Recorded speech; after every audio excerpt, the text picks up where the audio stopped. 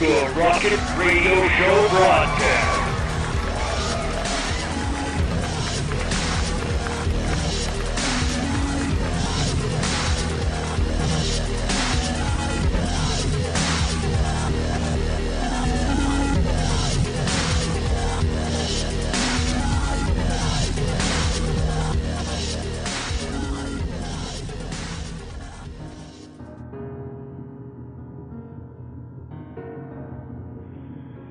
I was just trolling around looking for news stories, and I happened to stumble across this article, was the Pope Benedict fired by the Knights of Malta. I mean, after all, popes don't resign, they get fired, right? Well, anyway, it's a long article, and this guy writes this thing, and he says a bunch of things, and, that the Pope resigned due to old age, and that the Pope met with the Knights of Malta for like 2 hours before the announcement. Also that the Pope gave his resignation in Latin, and then just got up and walked away. He didn't answer any questions. It wasn't a discussion. And a lot of the priests that were there didn't understand what he said. And Latin is supposed to be the church's language because it's supposed to be a universal tongue that we say everywhere.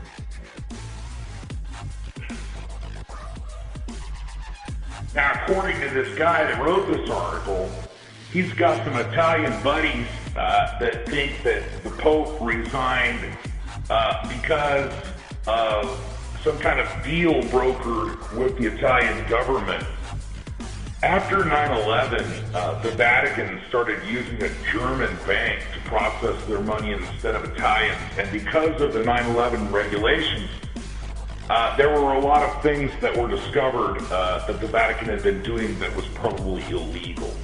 And because of that, they withdrew their ability to use ATM cards directly at the Vatican, and now you have to use cash. And that's caused the Vatican to lose 30,000 pesos a day. So the Vatican's losing money, and that's one of the reasons why the Pope has resigned. He was fired. Now, the church is plagued with scandals, and we know that. And what we want to do in this article is drag in the Knights of Malta as though their banner means something.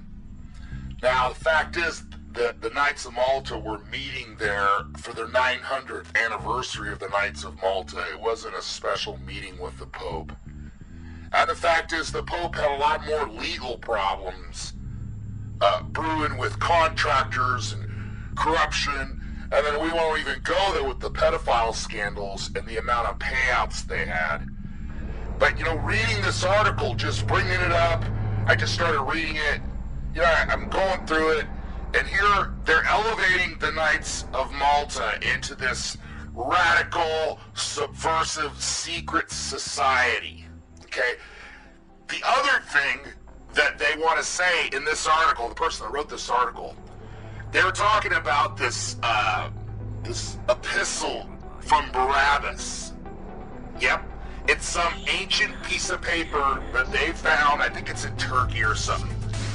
And basically, it's been carbon dated to prove that it predates these other religious texts. And it contradicts that Jesus was crucified. And it portrays Christianity more like Islam, like modern day Islam. Okay? Now, you see how these religious fucks, they always want to use carbon dating if it works for them. But otherwise, Genesis is just a wash. So, what happens is, the Pope wants to get out now, before they legalize gay marriage, and all these other things that are being pushed on him. And this is an old line hardcore, old German dude that's in charge over there. And see, he's being pressured, because if this document, according to the guy that wrote this article, is released, bye-bye Christianity and hello Islam. Yeah. Okay, and so down in the comments, people talk about the content of the article. They talk about the Pope and all this other stuff about the Pope. What does the Pope have to do with anything? I'll tell you what this article's about. Bye-bye Christianity, hello Islam. Because when I read that, I thought, what the fuck am I reading here? And so I go up to the top, totally by random. I'm on Veterans Today, and it's Dr. Kevin Barrett. The doctor, the good doctor, with his degree in PhD in Islamic Studies. Yep. Yeah, we're going to bow down and scrape down to Dr. Barrett. So let's just play this out. Dr. Barrett, the first thing I notice is that your Muslim friends over in Tehran, oh, you're international, Dr. Barrett.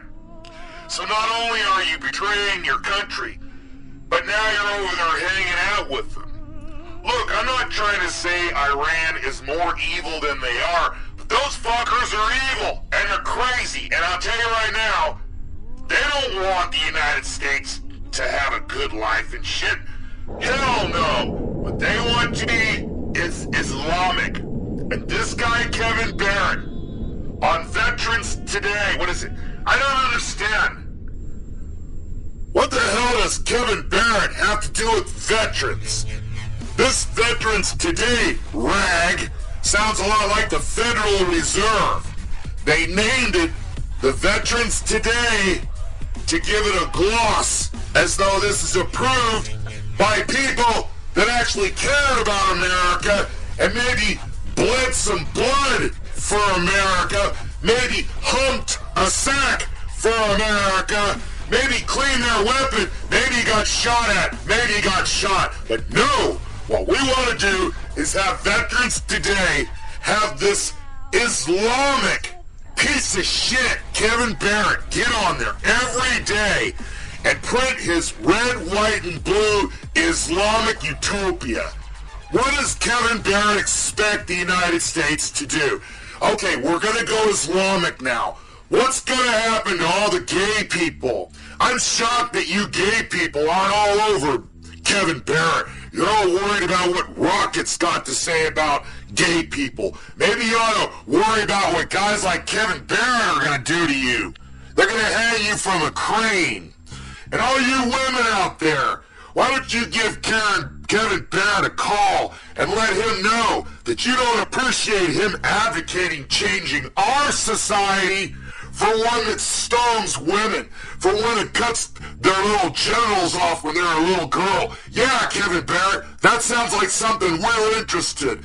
How many millions of people are gonna die if Kevin Barrett's dream comes true?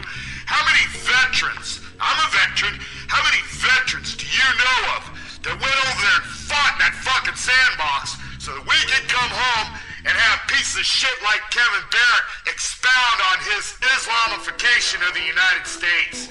I didn't fight to become Islamic, I'm sorry. And it's not a racial thing. There's Islamists all over the world. And there's moderate Islamists too.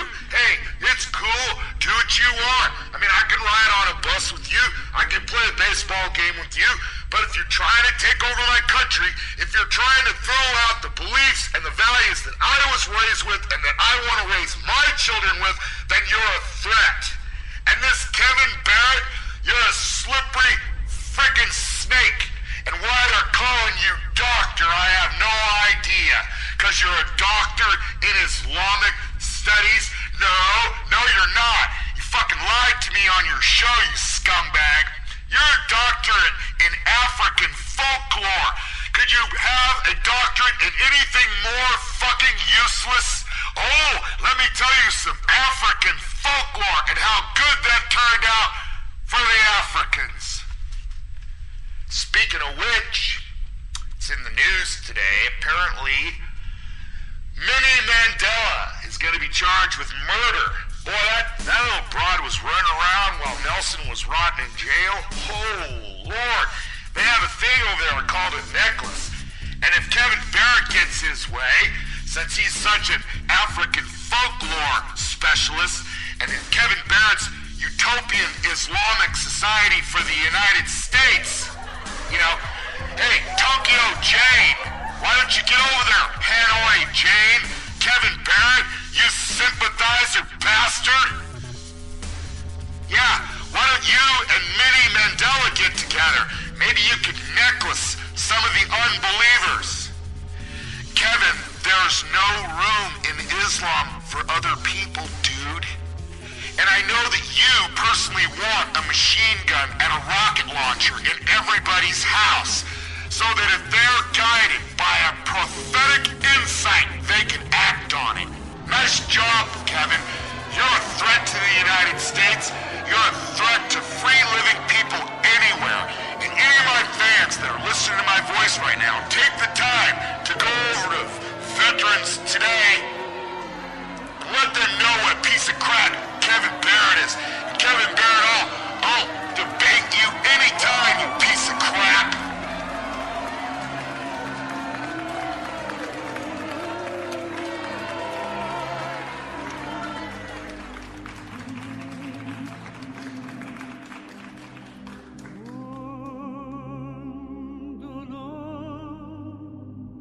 We are facing the rise of Islamo-Nazism rising all around the world. We are heading straight into a wall with the clash between Western civilization and a 7th century ideology driven by hate. And unless the West rises up today and world leaders come together and come with a solution to this problem, the world is heading into a disaster, especially with Muslims developing nuclear bombs and biological bombs and willing to use it against us.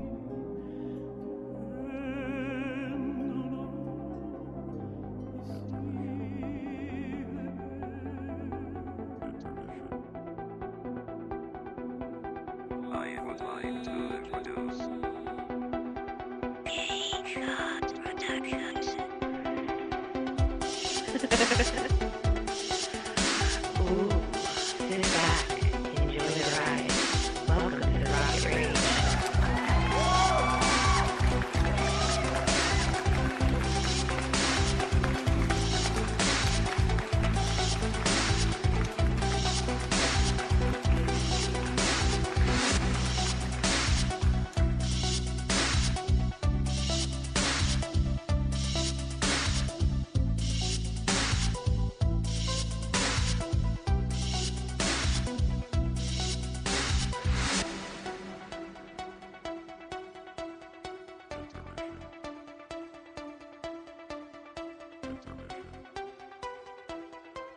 There is no question that Muslim killers are a threat to the entire world. Iran is funding and arming Hezbollah, which may start a war in Lebanon anytime. Pakistan is allowing the Taliban sanctuary so it can kill Afghans and Americans at will. Al-Qaeda is actively seeking ways to kill just about everybody. With Pakistan already having nukes and Iran on the way to getting them, you'd have to be a complete moron not to understand the danger here. Americans need to wise up, stop the nonsense, and convey a sense of urgency to Washington.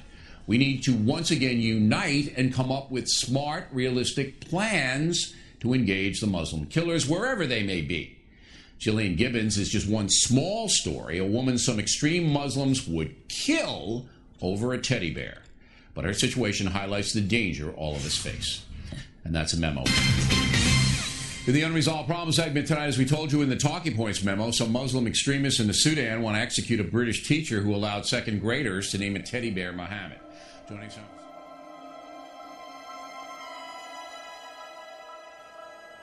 author of the book, Because They Hate, a Survivor of Islamic Terror, warns America. Now, you heard my Talking Points memo, Ms. Gabriel. Am I making any mistakes here? You're not making any mistakes, Bill, and you are hitting the nail on the head. We are facing the rise of Islamo-Nazism rising all around the world. We are heading straight into a wall with the clash between Western civilization and a 7th century ideology driven by hate. And unless the West rises up today and world leaders come together and come with a solution to this problem, the world is heading into a disaster, especially with Muslims developing nuclear bombs and biological bombs bombs and willing to use it against us. All right, Mr. Vickers, I mean, it must have caused you a lot of sadness, you being a Muslim, to see the protests in the Sudan and some people calling for the death of the woman who presided over the teddy bear incident. I mean, how did you feel about that? Well, Bill, I think that you have made the classic mistake of stereotyping an entire group of people because of the extreme acts of a few. But here's where you're wrong. The actions of a few, and look, with 1.2 billion Muslims all over the world, you're right. Most Muslims aren't killing people. But those who are, sir, are killing hundreds of thousands of people. You see, a small percentage of 1.2 billion can do grave damage, and they're doing it. They're doing it. And nobody's stopping them from doing it, sir. That's my point. Well, Bill, my point is that that being the case, that's a statement about them, not a statement about Islam or about Muslims. And what you are doing and what your other guest is doing is saying that their actions should cause us to feel threatened by all Muslims. Well, and that's just patently ridiculous. I very clearly said extreme Muslims. I said it 7 times. You know, yes, most Germans weren't Nazis, yet Nazism challenged the world, threatened the world. But most Germans weren't members of that party and didn't go in to subscribe to kill people, innocent people. You, sir, what you're doing is you're rationalizing, and you're not seeing the danger because you're emotionally involved in the situation. But let me go back to the teddy bear. You should, and all 1.2 billion Muslims should rise up tomorrow and say, you don't kill a human being over a teddy bear, right? Am I right? Oh, I think 1.2 billion Muslims have essentially said that. I mean, no, they haven't. They haven't. We haven't heard anybody say that. Not one Muslim leader has said that. I've heard every Muslim leader say that. I've heard every Muslim leader say that. Quote one. And in fact, those who are calling for execution are not the people who are in charge, and you know that, Bill. No, I don't. The government of Sudan is in charge of the case. They've incarcerated. Do you think it's right to put a woman, an elderly woman, middle-aged woman, in jail for 13 days for calling a teddy bear Mohammed? Do you think that's right? Of course not. And that's what the government did. That is extreme. The government did that. It does not represent Islam. Well, they were wrong. Hold it. It's an Islamic government. It's an Islamic government in Sudan, sir. 250,000 people are dead in Darfur. A woman's in jail for 13 days. It's an Islamic government. That's what it...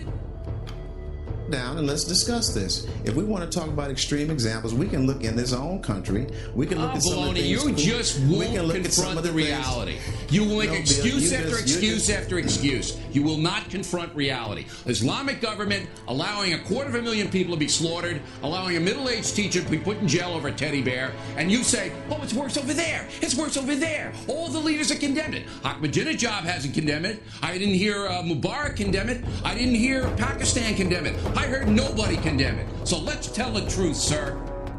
Well, you're hearing me condemn it. But you're not a world leader. If you look on the website of any Muslim organization in this country and around the world, you'll see a condemnation of that. And that's just a fact. I didn't hear anybody in Al Jazeera condemn it. This is nonsense. Ms. Gabriel, go ahead. And this Bill, is nonsense. Actions speak louder than words. Where are the thousands of the supposedly moderates taking to the streets, the supposedly doctors and lawyers and engineers who live in the West, who enjoy Western democracies? Where are their brains? Where are their bodies taking to the streets and sending a message to those barbarians who he is calling extremists, who are behaving in this fashion? 9,000 terrorist attacks have been done by supposedly extremists since 9/11. Where are the voices of the Islamic governments all throughout the world? Saudi Arabia, Bahrain, Dubai, Jordan, Amman, Lebanon, Egypt, Syria, Djibouti, Sudan, all over the place. This is absolute rubbish, and we are sick and tired of the empty rhetoric that doesn't make any sense. Enough is enough. Go to our website, actforamerica.org, and rise up, because America is sick and tired of it. I'm going to give Mr. Vickers the last word, uninterrupted for 30 seconds. You're a good guy, Mr. Vickers, but I think you need to take the blinders off. Go ahead. No, I think that you do. And I think that there seems to be some agenda to try to create some sort of clash between the Islamic world and the rest of the world. You're listening to the Rocket Radio Show.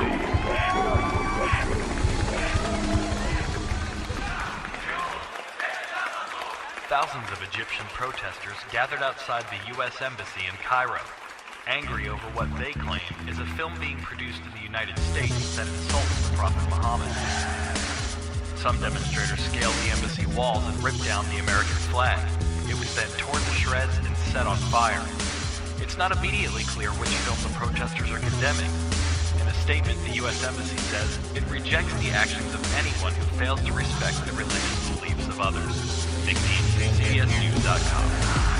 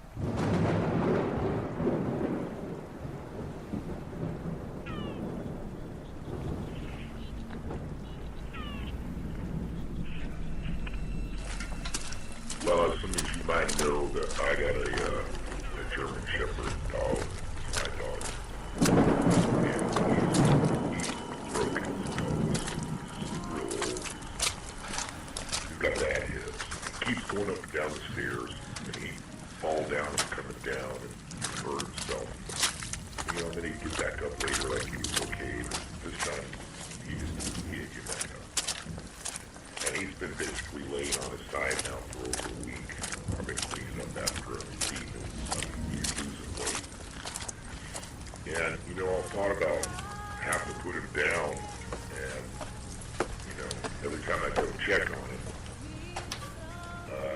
he looks okay. He doesn't look like he's suffering, as long as we clean up his bathroom mess and keep feeding him, he looks to be okay. But he's losing a lot of weight. Last night I went to check on him. He just gave me a look like he's suffering. He's a real noble dog. I could just tell he's suffering. Poor thing.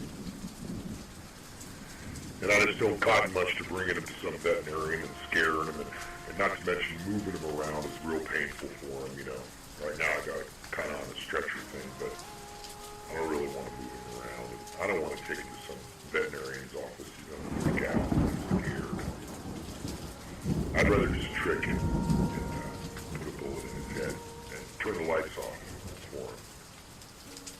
This is real hard to do. He's my buddy. So in the audio sequence you were about to hear, I've dug a hole in a good spot where I can see it from the porch. And I've fed him and brushed him and talked to him this morning. Originally I recorded that too, but for whatever reason the recording didn't take. It was a one-time thing. And so, I kind of took care of him and talked to him and talked sweet to him, and he's fine. Brought him outside. He's kind of wondering what we're doing, but I get him outside and I talked to him some more. He's laying there. I gave him his dog biscuit, he started chewing on that, and then I just was in the middle of talking a sentence to him and shot him in the back of the head with a 22. Real quick. He fell down and shot him in the chest with a 22. Make sure he's dead, which he was. And it's sad. It was hard for me to do. Sometimes I don't think that I have the courage to carry my burden in my life. And I got scumbags attacking me from right and left. I don't know if I have the Superman fortitude. Sometimes I wonder. It's hard. It's really hard sometimes to do the heavy lifting and to do what's right. I didn't record this to make a mockery of him or to, exonerate the war.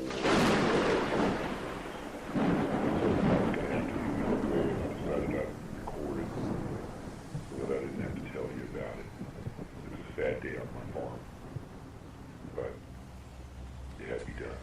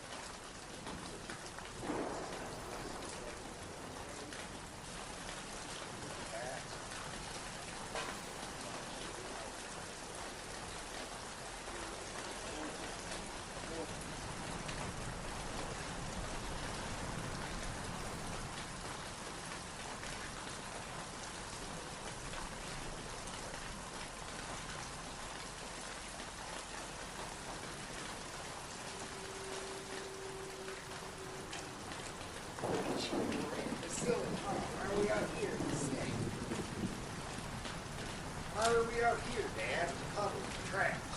Bring your dog crap.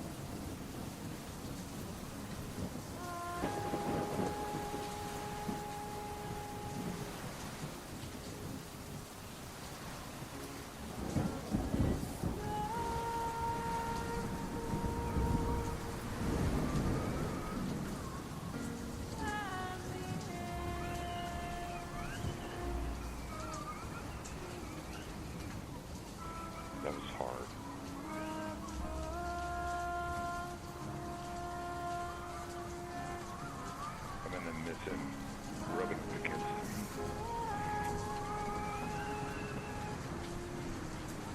So he's rubbing us with his head.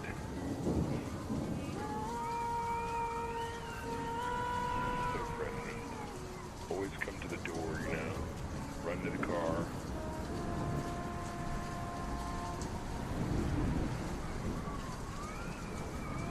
Old crippled old dog.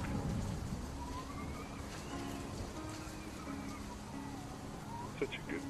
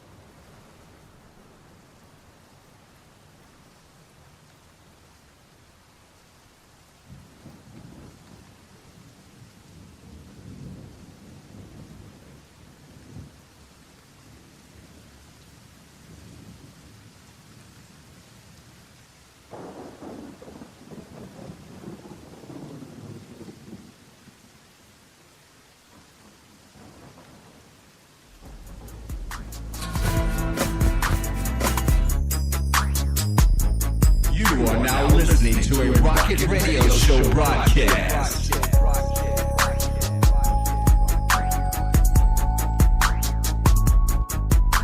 Hello, this is Louis Black. Fuck you. Let's try it again. Hello, Detroit. I'm gonna be shooting my next... Well, why don't you tell me you are fucknut, Mr. Arrogant Fuck? Oh, yeah, just by the sound of my voice. People have asked me, why are you shooting your special in Detroit, Louis? And I say, if anybody is as angry as I am, it's the good people of Detroit. I'll see you there.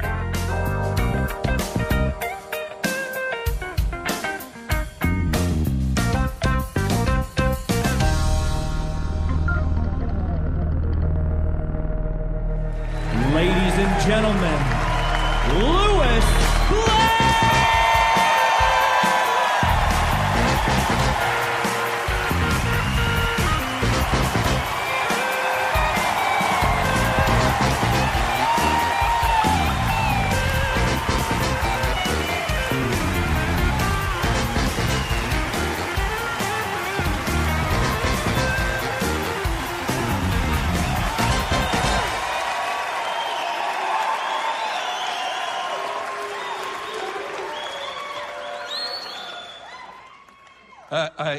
I really believe it would be in the best interests of everyone if you could lower your expectations. Yes. About 20%. I don't think that's too much to ask. No, I'm serious. The way the U.S. economy is really down about 20%. And I believe we should live our lives accordingly. Doesn't mean you don't wake up without a positive attitude. You do. You wake up every morning, you say it's going to be a great day. Less 20%.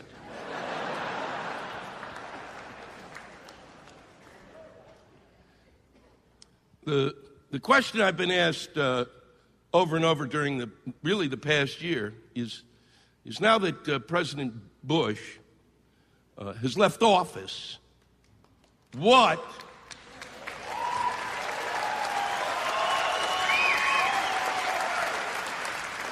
now that George Bush has left the office of the presidency, Lewis, what are you going to do?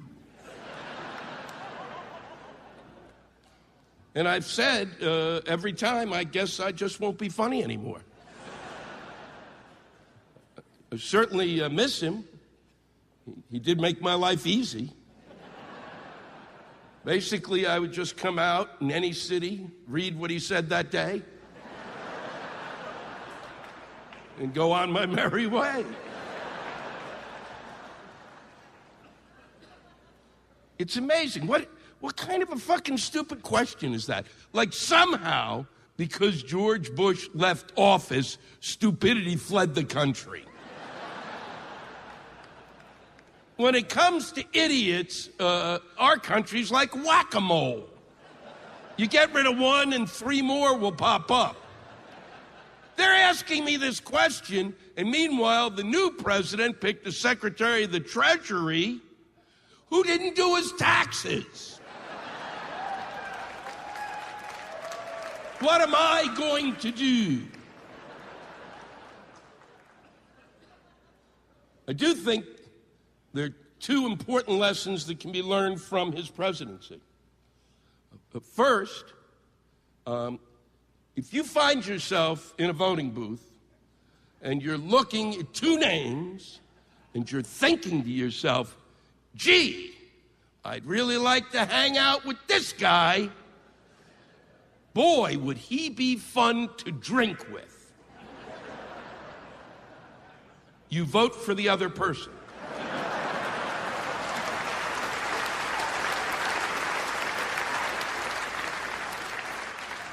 And if you're going to vote for someone because you think they're going to be fun to drink with, you be fucking sure they're still drinking.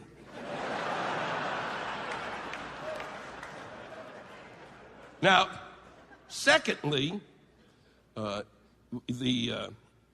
believe, and I know this is simplistic, that the reason, one of the main reasons that George Bush became the president is because President Clinton got a blowjob.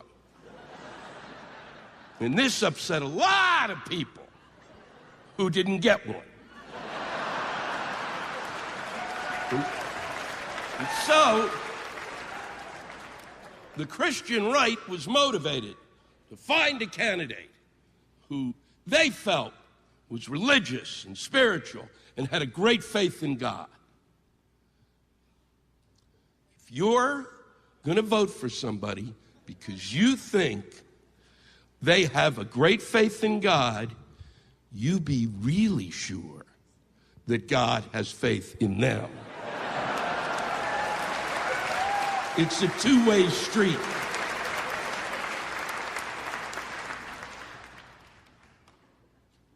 When President Obama was elected, I'll never forget the next day, everyone, everywhere, said the following: I can't believe this could possibly have ever happened in my lifetime.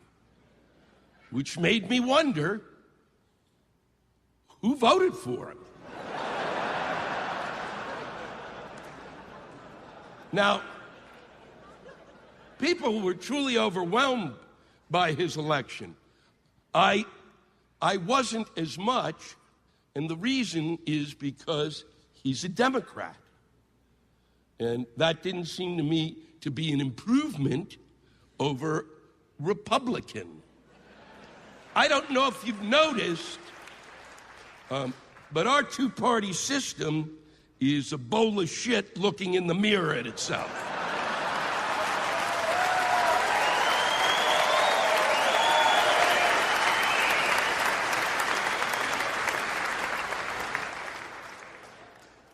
Why would I be excited that a Democrat won?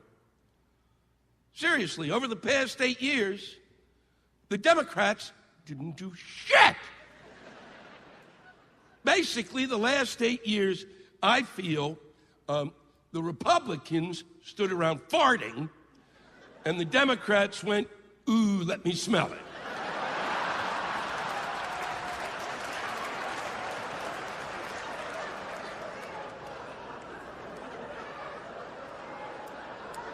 I find it astonishing that anyone is still a loyal Democrat or a loyal Republican. What are you basing this on? How is it possible? What is it that you see? I don't see what you're seeing. What is it that the Democrats or the Republicans have done for any of you in the past 30 years that has made any difference in your life? And yet, people hang in, which makes me wonder, what the fuck? I believe you're delusional. I believe you're seeing something that isn't there. And we call that hallucinating. And I know about hallucinations because I took LSD when I was young, just to prepare me for this moment in time.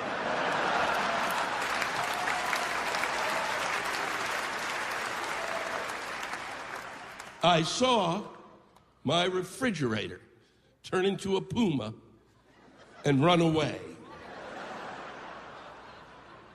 And I tracked that son of a bitch for 3 days, mostly wondering, what am I going to tell my parents?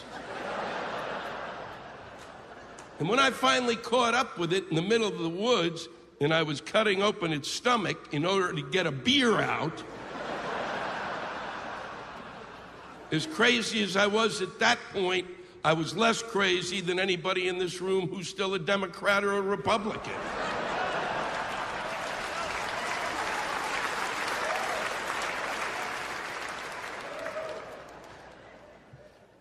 The big change for me over the past 8 years is that I became a mainstream comedian. And I beg to differ with you. I believe that is wrong.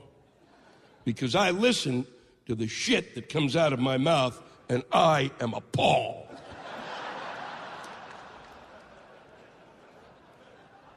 And I know that I've become a mainstream comedian because over the past 2 years, I did the USO Christmas tour in Iraq and Afghanistan.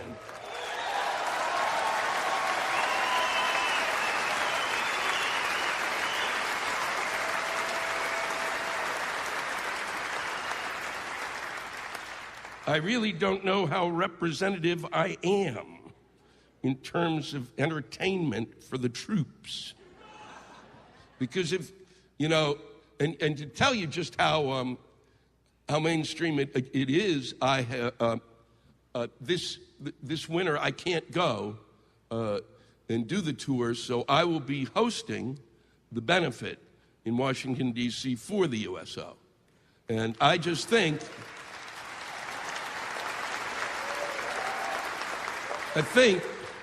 that's wrong. I think it's very odd that we went in my lifetime from Bob Hope to me.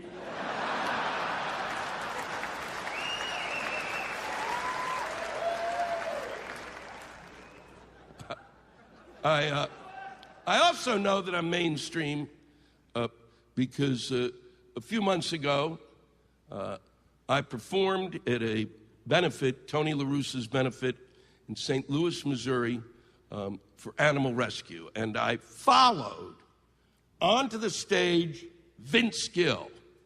And it doesn't get any more fucking mainstream than that. Now, I know that some of you don't know who Vince Gill is. And that's because you don't listen to country music. And I know you don't listen to country music because a lot of it is shit. A lot of it, quite honestly, is based on old Jerry Springer episodes.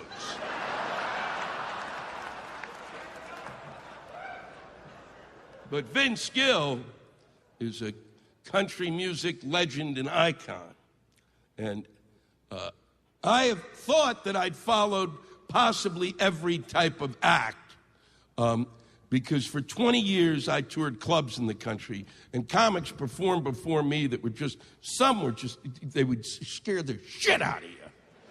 People who the audience, when I got on stage, the audience was still screaming, "Fuck you too!"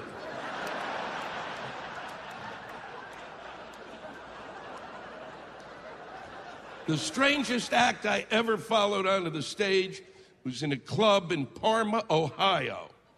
This comedian ended his set. He was talking about how he was in the delivery room when his wife gave birth. And he said that he noticed that her, now I'm quoting, her pussy got bigger and bigger and bigger. And a couple of months later, he was thinking about having oral sex with her, or as he put it, going down on her. And he thought back to that moment in the delivery room and felt, what if her pussy gets bigger and bigger? Hang in there, you're adults!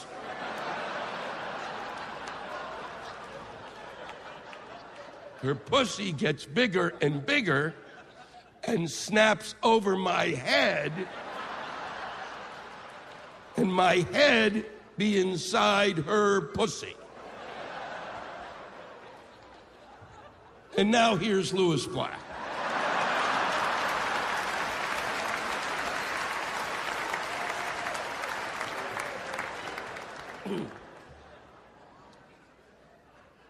I thought that was as strange as it could get. And then I had to follow Vince Gill. Vince Gill is 6'7", but with his star quality, he's 12 feet tall.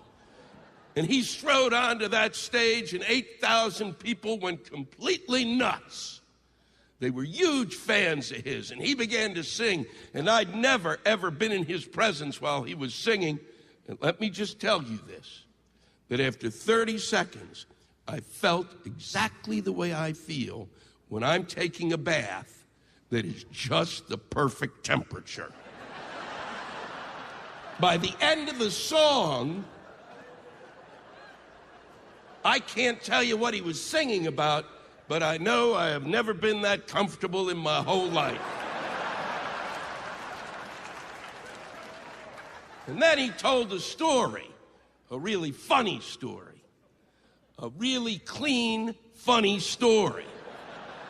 A clean, funny story where he never said the word fuck once. A fucking clean, funny fucking story. Son of a bitch, it was goddamn fucking funny. I was laughing my tits off at his clean story.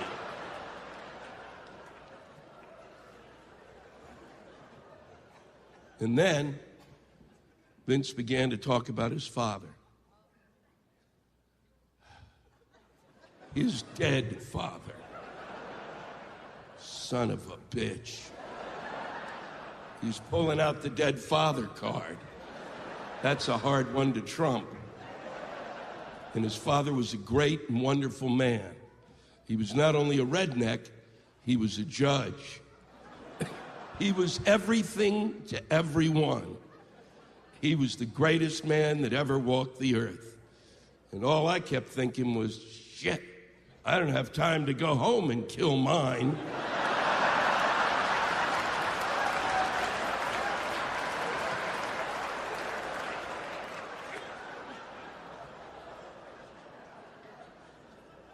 And Vince said, as his father got sicker and sicker, he pulled Vince aside and told him that he had an idea for a song that he always wanted Vince to write.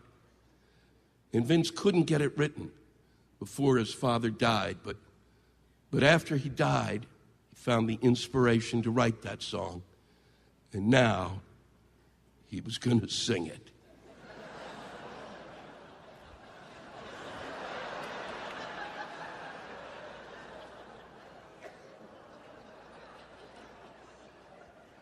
Who's not going to like that song?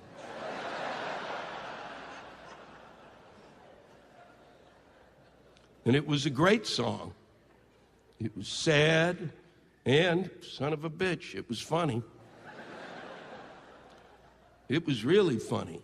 The refrain of that song was, how can I kiss those lips at night that have been chewing my ass out all day long?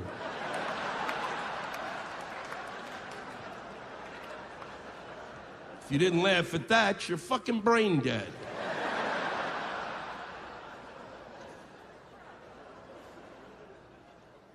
And now he's set the bar for the kind of bad words you can use.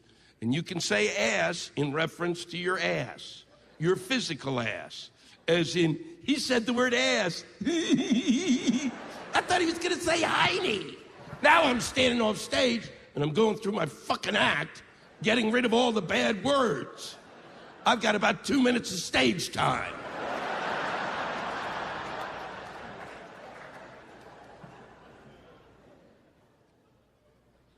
And then his wife